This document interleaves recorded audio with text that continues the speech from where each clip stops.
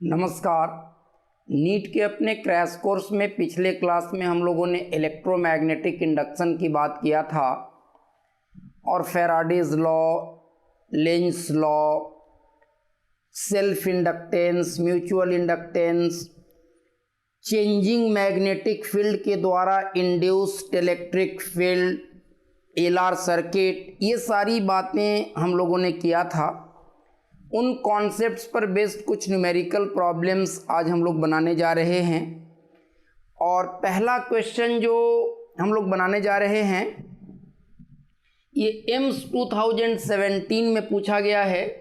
A circular coil of radius 10 centimetre 500 turns and resistance 2 ohm is placed with its plane perpendicular to the horizontal component of Earth's magnetic field.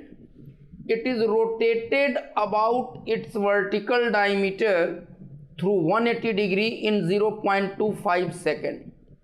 The current induced in the coil is what?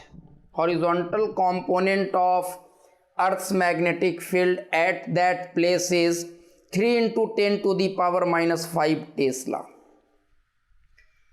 हमें पता है कि अर्थ अपने आप में एक huge magnet है और अर्थ के सरफेस के हर पॉइंट पर अर्थ कुछ मैग्नेटिक फील्ड प्रोड्यूस करती है। अगर आप यहाँ पर कोई मैग्नेट सस्पेंड करेंगे, एक छोटा सा बार मैग्नेट एक थ्रेड से सस्पेंड करें उसके मिडिल पॉइंट से बांध करके, तो आप देखेंगे कि वो बार मैग्नेट पूरी तरह से हॉरिजॉन्टल नहीं रहता है, वो हॉरिजॉन्टल से सर्टेन एंगल से इंक्लाइंड रहता है। क्योंकि जहाँ पर आप सस्पेंड कर रहे हो बार मैग्नेट को, वहाँ पर बार मैग्नेट अपने आप को अर्थ के नेट मैग्नेटिक फील्ड के एलोंग एलाइन करना चाहता है। और अर्थ का नेट मैग्नेटिक फील्ड हॉरिजॉन्टल नहीं होता है। यहाँ पर अर्थ का जो नेट मैग्नेटिक फील्ड है उसका एक हॉरिजॉन्टल कंपोनेंट है और एक वर्टिकल कंपोनेंट है, एक वर्टिकल कंपोनेंट है और एक हॉरिजॉन्टल कंपोनेंट है, इस तरीके का। तो नेट मैग्नेटिक फील्ड जो है वो वर्टिकल से भी सर्टेन एंगल पर है और हॉरिजॉन्टल से भी सर्टेन एंगल पर है। और अर्थ का नेट मैग्नेटिक फील्ड हॉरिजॉन्टल से जितने एंगल पर होता है ये कहलाता है उस प्लेस का डीप एंगल और simply deep at that place. तो क्या है कि अर्थ का जो नेट मैग्नेटिक फील्ड होगा उसका एक वर्टिकल कंपोनेंट होगा और एक हॉरिजॉन्टल कंपोनेंट होगा साउथ नॉर्थ डायरेक्शन में। और कोई एक सर्कुलर लूप है, सर्कुलर कॉइल है 10 सेंटीमीटर रेडियस का, इस तरीके का एक सर्कुलर कॉइल है। तो वो ऐसे रखा हुआ है इस तरह से कि उस सर्कुलर कॉइल का जो प्लेन है वो अर्थ के मैग्नेटिक फील्ड के हॉरिजॉन्टल कंपोनेंट से 90 डिग्री पर है। अब हम लोग सर्कुलर कॉइल के सर्कल के सरकमफ्रेंस के अंदर का जो इनक्लोज्ड एरिया है उसका प्लेन अर्थ के नेट मैग्नेटिक फील्ड के हॉरिजॉन्टल कंपोनेंट से 90 डिग्री पर है और एरिया वेक्टर होगा उसके प्लेन पर डाले गए आउटवर्ड नॉर्मल के लॉन्ग। तो आउटवर्ड नॉर्मल हम इधर भी ले सकते हैं और इधर भी ले सकते हैं, लेकिन मैग्नेटिक फील्ड के डायरेक्शन में ही एरिया वेक्टर ले लेते हैं। मैंने गॉस लॉ पढ़ाते वक्त बताया था कि इस तरह के ओपन सरफेसेस में आउटवर्ड नॉर्मल का चॉइस यूनिक नहीं होता है, आप दोनों में से कोई भी लेकर के काम कर सकते हैं। तो हम लोग शुरू में आउटवर्ड नॉर्मल जो है उसके प्लेन पर वो ले लेते हैं मैग्नेटिक फील्ड के डायरेक्शन में ही। तो जिधर बी वेक्टर है उसी डायरेक्शन में अर्थ के नेट मैग्नेटिक फील्ड का जिधर ए वेक्टर है, एरिया वेक्टर है कॉइल का, उसी डायरेक्शन में अर्थ के नेट मैग्नेटिक फील्ड का हॉरिजॉन्टल कंपोनेंट है। और अर्थ के नेट मैग्नेटिक फील्ड का वर्टिकल कंपोनेंट जो है वो तो उसके प्लेन में है। तो एरिया वेक्टर और वर्टिकल कंपोनेंट, अगर वर्टिकल कंपोनेंट को बी भी बोले बी मतलब मैग्नेटिक फील्ड और वी मतलब वर्टिकल कंपोनेंट। तो BV और एरिया वेक्टर एक दूसरे से 90 डिग्री पर हैं, दोनों का डॉट प्रोडक्ट 0, तो उसका तो कोई फ्लक्स होगा नहीं। जो भी फ्लक्स होगा उस कॉइल के अंदर के एनक्लोज्ड एरिया के साथ वो अर्थ के नेट मैग्नेटिक फील्ड के हॉरिजॉन्टल कंपोनेंट का होगा। तो इनिशियल फ्लक्स कितना होगा? इनिशियल फ्लक्स होगा अर्थ के नेट मैग्नेटिक फील्ड का horizontal component into area, area will be pi r square. और शुरू में एरिया वेक्टर और अर्थ के नेट मैग्नेटिक फील्ड का हॉरिजॉन्टल कंपोनेंट दोनों एक ही डायरेक्शन में है, तो दोनों के बीच का एंगल 0 डिग्री कॉस 0 डिग्री। तो ये सिंपली हो जाएगा BH times pi r square. और फाइनल फ्लक्स क्या हो जाएगा? तो अब हम लोगों ने क्या किया कि उसको 180 डिग्री से रोटेट करवा दिया वर्टिकल डायमीटर के लॉन्ग। जैसे ऐसा सर्कुलर कॉइल है तो इसका वर्टिकल डायमीटर ये है, तो इसके अबाउट इसको 180 डिग्री से रोटेट करवा देंगे। तो अगर 180 डिग्री से रोटेट करवा देंगे तो जो एरिया वेक्टर इस तरफ था वो जस्ट अब उल्टा हो जाएगा, और B तो जैसे था वैसे ही रह जाएगा। तो अब क्या हो जाएगा? BH into pi r square into cos pi, B dot A होता है फ्लक्स। तो अब ये हो जाएगा minus BH times pi r square. तो फ्लक्स चेंज कितना से किया? तो ये हो जाएगा फाइनल माइनस इनिशियल, तो माइनस दिस, तो ये हो जाएगा -2 times BH into pi r square. And according to Lenz law and Faraday's law of electromagnetic induction, induced EMF कितना हो जाएगा? तो वो हो जाएगा delta phi by delta t, तो 2, और BH कितना है? तो BH तो दिया हुआ है 3 into 10 to the power -5, pi is 3.14, और R है 10 सेंटीमीटर। तो 10 सेंटीमीटर का मतलब 10/100 मीटर, तो 1/10, और R का स्क्वायर है तो 1/100, तो ऊपर जाकर के 10 का पावर कितना बन जाएगा? -2। और n टर्न्स हैं, n टर्न्स, तो ये एक टर्न के साथ हुआ, हर टर्न के साथ इतना ही फ्लक्स चेंज करेगा।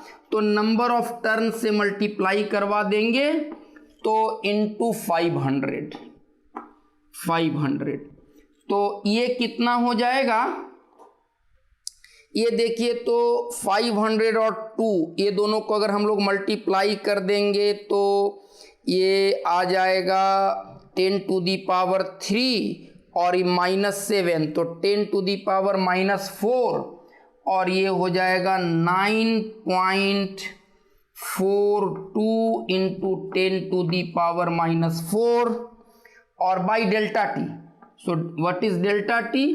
Delta T is 0.25 second, 0.25 second, तो ऊपर जाकर के 4 बन जाएगा इंटू 4, तो ये हो जाएगा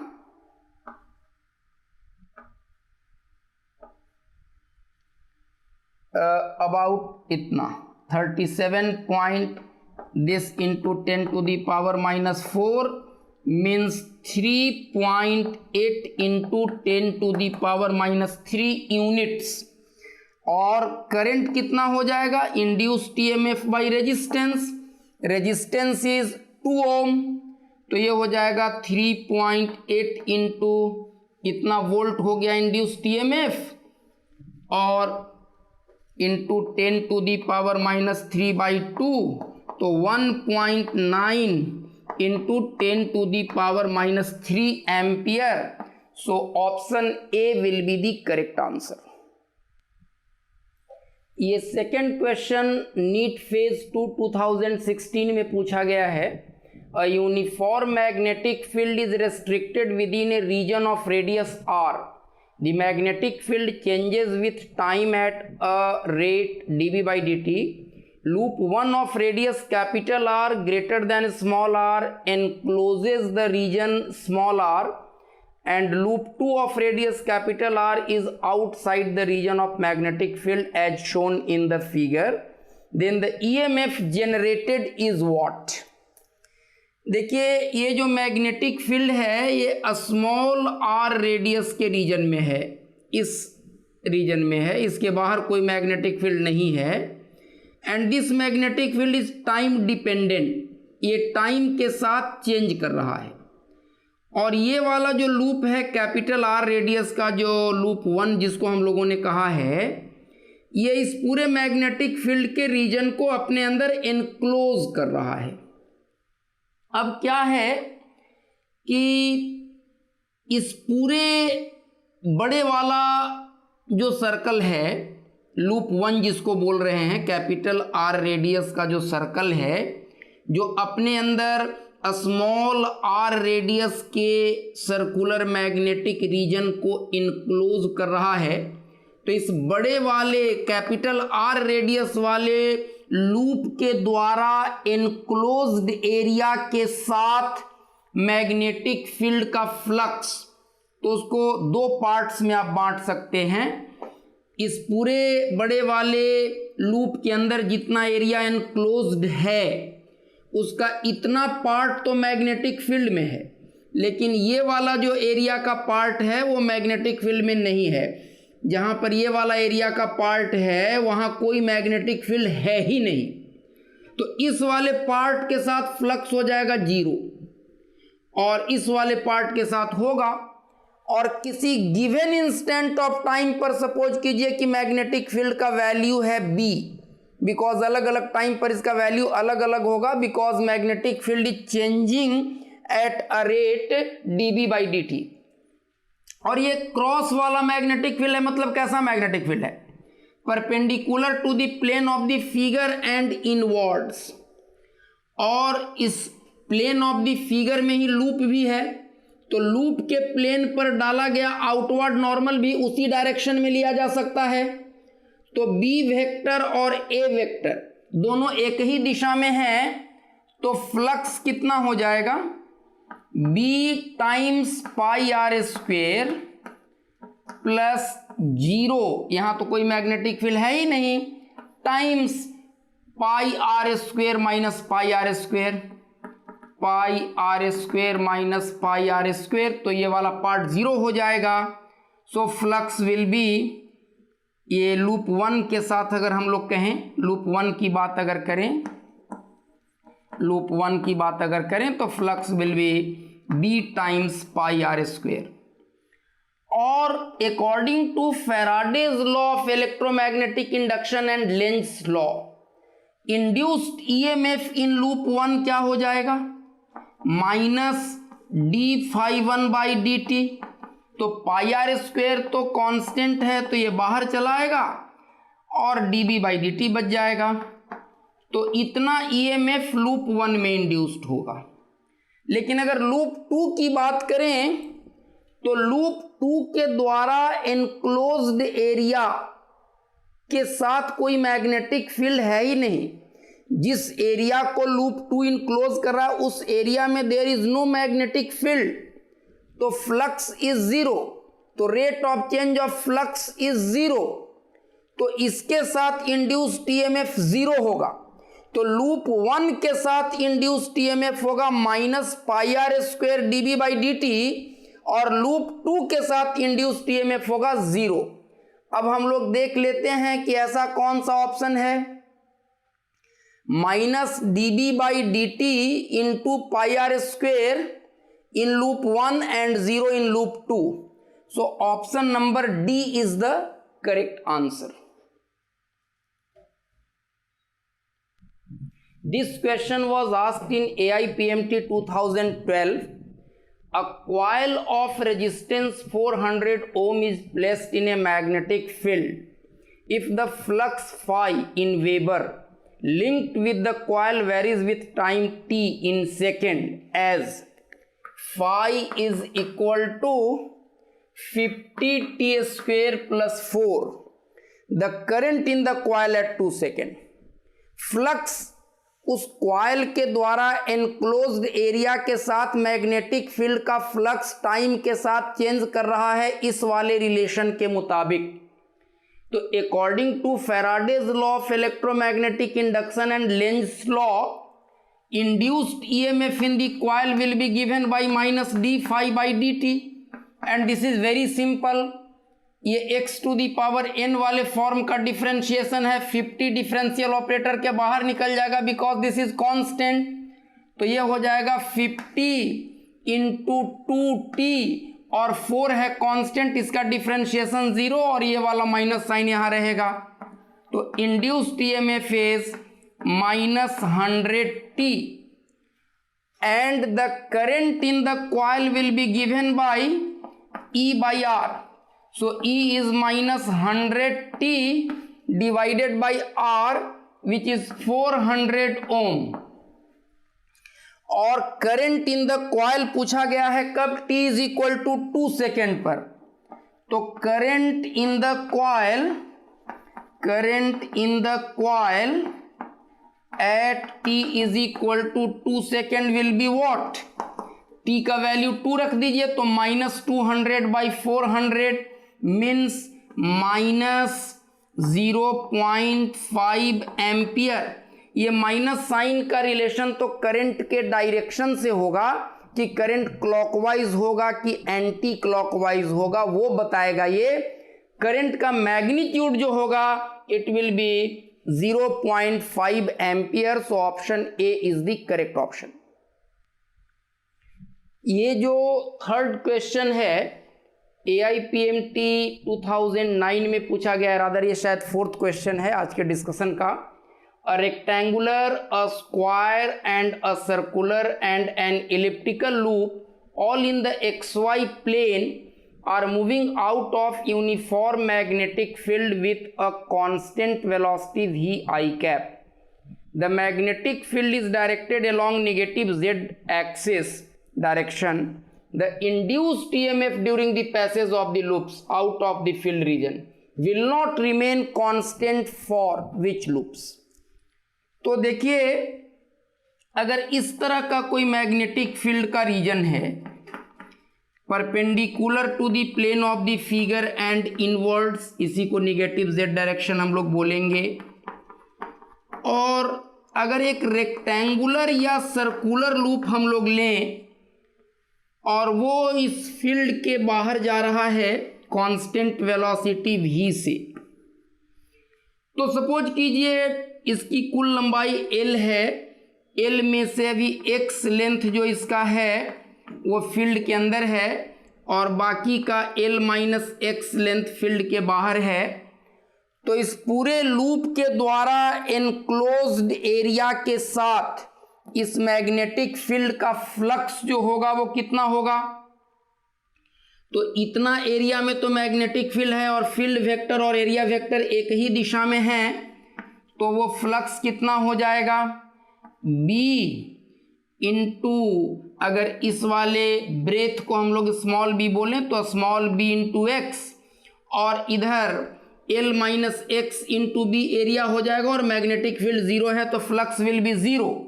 तो induced EMF is minus d phi by d t अगर करेंगे तो ये minus B times d x by d t will be v, और v भी कांस्टेंट है तो इसके साथ इंड्यूस्ड EMF कांस्टेंट रहेगा। और यही बात होगी स्क्वायर वाले लूप के साथ भी। लेकिन अगर ये सर्कुलर या इलिप्टिकल है, ऐसा सर्कुलर लूप है, तो सर्कुलर लूप के केस में अगर आप इसको इस फील्ड वाले रीजन के बाहर ले जा रहे हैं कांस्टेंट वेलोसिटी v से, तो अभी देखिए इसका इतना एरिया जो है फील्ड के अंदर है और इतना एरिया फील्ड के बाहर है, तो ये वाला जो एरिया है इसके साथ कुछ फ्लक्स होगा और इस वाले एरिया के साथ फ्लक्स 0 रहेगा। तो वो फ्लक्स कितना होगा? तो ये वाला जो एरिया है वो कितना है अभी फील्ड के अंदर, टोटल एरिया का कौन सा फ्रैक्शन है उस पर डिपेंड करेगा। तो देखिए अगर इसका रेडियस है r और ये वाला जो एरिया है वो कितना एंगल यहाँ पर बना रहा है, मतलब कि ये जो सेक्टर है इसका एरिया डिपेंड करेगा on theta, what is this theta, और that will vary with time. जैसे जैसे बाहर निकलेगा उसका जो सेक्टर है उसका एरिया चेंज करेगा and it will be theta dependent and that theta will also change. So in case of circular and elliptical loops this is not going to be constant. तो सिर्फ रेक्टेंगुलर और square loop में induced EMF constant रहेगा, लेकिन circular और elliptical loop में ये constant नहीं रहेगा। तो पूछा गया कि किसमें कांस्टेंट नहीं रहेगा, तो the circular and the elliptical loops, and A will be the correct answer. ये क्वेश्चन AIPMT 2015 का पूछा गया सवाल है। A thin semi circular conducting ring PQR of radius R is falling with its plane vertical in horizontal magnetic field B as shown in the figure. The potential difference developed across the ring when its speed is V is what? ये एक थीन semi circular ring है और magnetic field ऐसा horizontal है perpendicular to the plane of the figure and inwards, cross वाला field है perpendicular to the plane of the figure and inwards, इस तरह का फील्ड है। और इस फील्ड में ये semi circular conducting ring is falling down with speed V। जिस समय इसका स्पीड V है नीचे जाने का, उस मोमेंट ऑफ टाइम पर इसके एंड्स के बीच इंड्यूस्ड ईएमएफ कितना होगा। तो मोशनल ईएमएफ का डिस्कशन करते वक्त मैं बताया था कि अगर इस तरह का कोई सेमी सर्कुलर या कर्व्ड कंडक्टर है और ये V स्पीड से मोशन कर रहा है मैग्नेटिक फील्ड में, तो इसके एंड्स के बीच का इंड्यूस्ड ईएमएफ उतना ही होगा जितना अगर इसके एंड्स को हम लोग एक स्ट्रेट लाइन से मिला दें। तो इतने लेंथ का कंडक्टर, इसके एंड्स को स्ट्रेट लाइन से मिलाने पर जितना लेंथ मिलेगा, इतने लेंथ का कंडक्टर अगर सेम उसी डायरेक्शन में उतने ही स्पीड से उसी मैग्नेटिक फील्ड में मोशन करता, तो उसके एंड्स के बीच जितना ईएमएफ इंड्यूस्ड होता, इस सेमी सर्कुलर वायर के एंड्स के बीच उतना ही ईएमएफ इंड्यूस्ड होगा। आप याद करें, थ्योरी का डिस्कशन करते वक्त मैंने ये चीज डिस्कस किया था। तो अब देखिए, तो अगर इसका रेडियस R है, स्मॉल r, तो इसकी लंबाई हो जाएगी कितनी, 2r, और L लेंथ का रॉड मैग्नेटिक फील्ड से 90 डिग्री पर मोशन करता है कंडक्टिंग रॉड या वायर, तो उसके एंड्स के बीच मोशनल ईएमएफ कितना इंड्यूस होता है, BLV। तो इसमें यहां से यहां के बीच मोशनल ईएमएफ कितना बनेगा, तो B और L के जगह पर 2RV, मतलब 2RBV, इतना ईएमएफ इंड्यूस होगा P से R के बीच, नंबर 1। और दूसरी बात, इस अगर सही में, ये तो हम लोगों ने इमेजिन किया है, सही में यहां से यहां तक कोई कंडक्टिंग वायर या रॉड एज सच प्लेस्ड नहीं है, अगर होता और वो V स्पीड से वर्टिकली नीचे जा रहा होता, तो उसके अंदर के किसी इलेक्ट्रॉन पर फोर्स लगता QV क्रॉस B। तो V नीचे है वर्टिकली डाउनवर्ड और B है इस तरह से, तो QV cross B positive charge होता तो फोर्स इधर लगता, लेकिन इलेक्ट्रॉन पर निगेटिव चार्ज है तो फोर्स उल्टा लगेगा। तो इलेक्ट्रॉन्स इस वाले एंड के तरफ आएंगे और ये कॉम्पैरेटिवली पॉजिटिव पोटेंशियल पर जाएगा, मतलब पॉइंट R जो होगा वो पॉइंट P के मुकाबले ज़्यादा हायर पोटेंशियल पर होगा। तो ये हाई पोटेंशियल पर होगा, ये लो पोटेंशियल पर होगा, और इसके अंदर का फील्ड बनेगा from R to P। So the correct answer is कि induced EMF will be 2R BV and R is at higher potential, so option number D will be the correct option. ये सवाल AIPMT 2012 में पूछा गया है। In a coil of resistance 10 ohm the induced current developed by the changing magnetic flux through it is shown in figure as a function of time. The magnitude of change in the flux through the coil in Weber will be what? देखिए, एक magnetic field में कोई एक conducting coil रखा हुआ है और उस कॉइल के द्वारा इनक्लोज्ड एरिया के साथ मैग्नेटिक फील्ड के फ्लक्स का टाइम के साथ चेंज करने के कारण कॉइल में एक ईएमएफ इंड्यूस्ड होगा और कॉइल में करंट फ्लो करेगा। But that current is not constant, that current varies linearly with time. तो फ्लक्स के चेंज करने का रेट, मतलब कि इंड्यूस्ड ईएमएफ, वो टाइम का फंक्शन है और वो ऐसा फंक्शन है कि उसके वजह से जो ईएमएफ इंड्यूस्ड होता है, उस इंड्यूस्ड ईएमएफ के कारण कॉइल में फ्लो करने वाला करंट टाइम के साथ वेरी करता है। इस ग्राफ के मुताबिक वो लीनियरली टाइम के साथ घटता है और t इज इक्वल टू 0 पर current was 4 ampere and at t is equal to 0.1 second the current in the coil becomes 0। अब आप बेसिक थ्योरी पहले याद कीजिए। अगर आप लेंज लॉ तो इंड्यूस्ड ईएमएफ के सेंस को, डायरेक्शन को बताएगा, लेकिन अगर हम इंड्यूस्ड ईएमएफ के मैग्नीट्यूड में और करंट के मैग्नीट्यूड में इंटरेस्टेड हैं तो इंड्यूस्ड ईएमएफ का मैग्नीट्यूड क्या होगा? Delta phi by delta t. और करंट क्या हो जाएगा? करंट हो जाएगा E अपॉन R, मतलब 1 upon R delta phi by delta t. और करंट को आप जानते हैं, हम लिख सकते हैं dq बाई dt। तो dq बाई dt होता है I, तो dq हो जाएगा I dt। तो दोनों तरफ अगर इंटीग्रल साइन लगा दें तो ये हो जाएगा integral I dt from 0 to 0.1 second. और this integral I dt is nothing but area inside IT curve, time axis and I axis.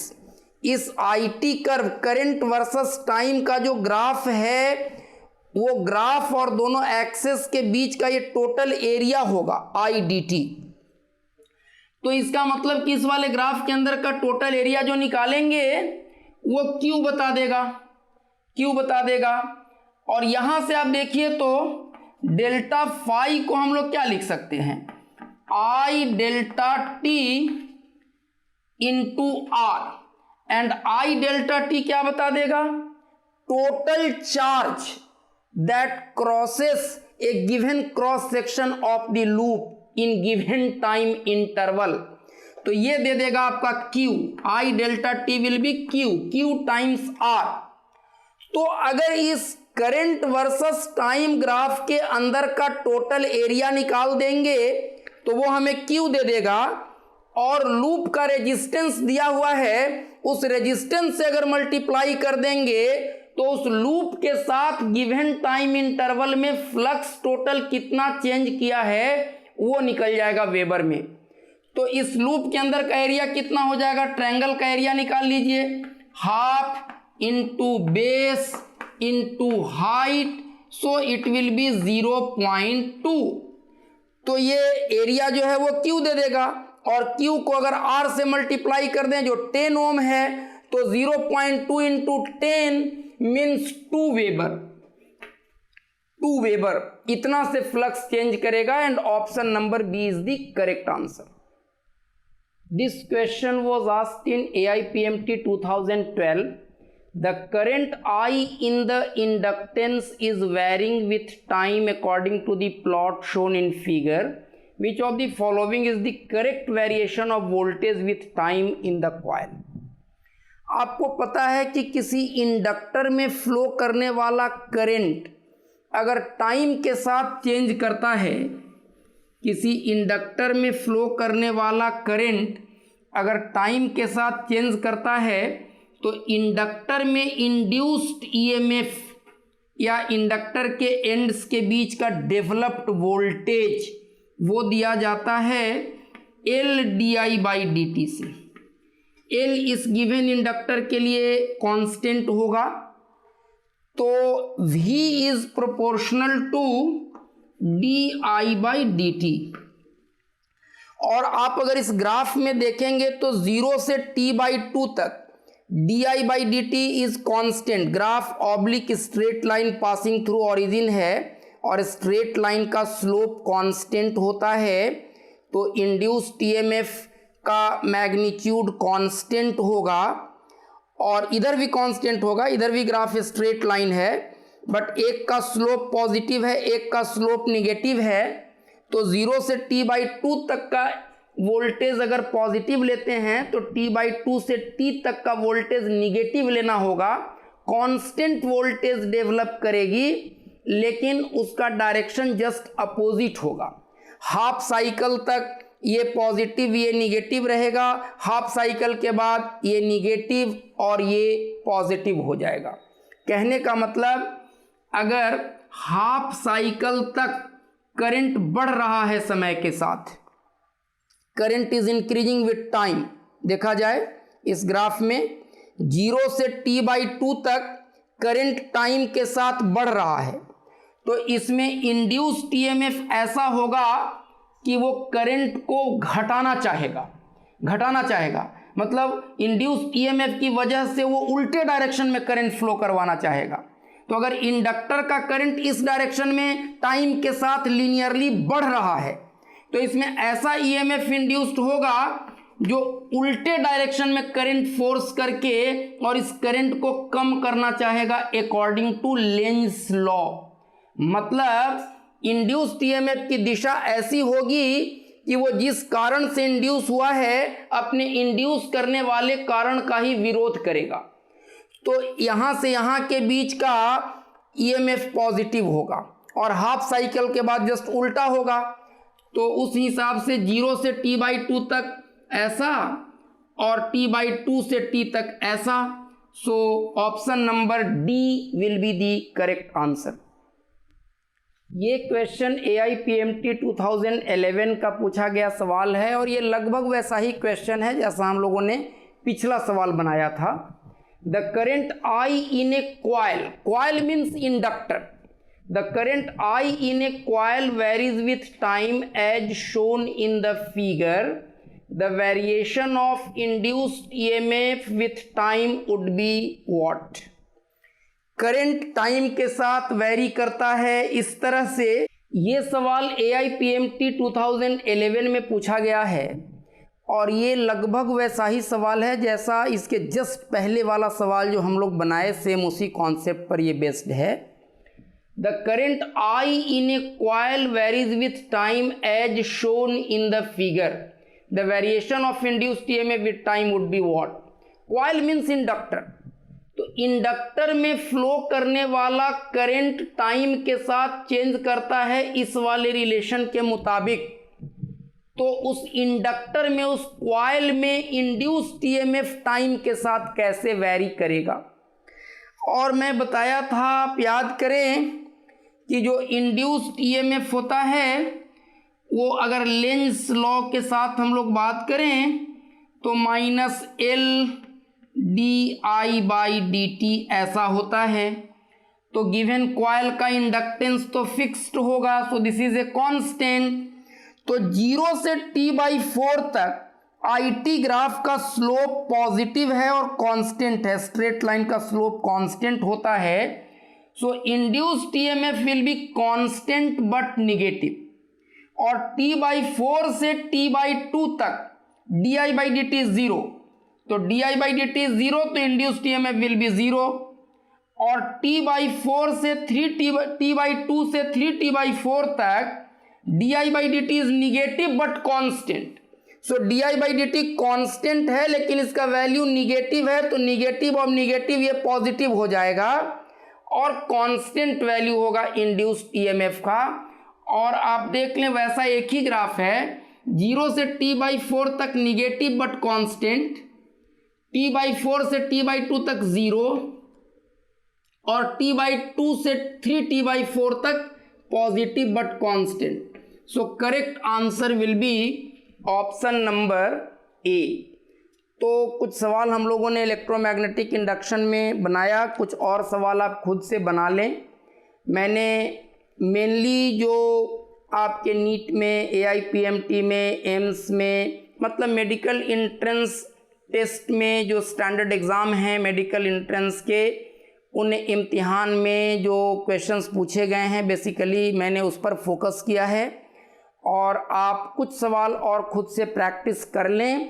अगर कोई और सवाल उठता है आपके मन में तो आप हमें लिख सकते हैं, आप सवाल पूछ सकते हैं, आप कमेंट्स में लिखिए, उसको मैं आंसर करने की कोशिश करूँगा।